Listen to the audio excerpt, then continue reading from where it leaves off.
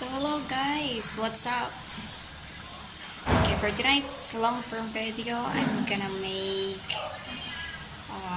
our dinner. So tonight I'm making pork soup and pork chop. So guys, let's go. Let's see what I'm having here, which is this pork soup. Let's go. So here guys. Okay. Pork soup.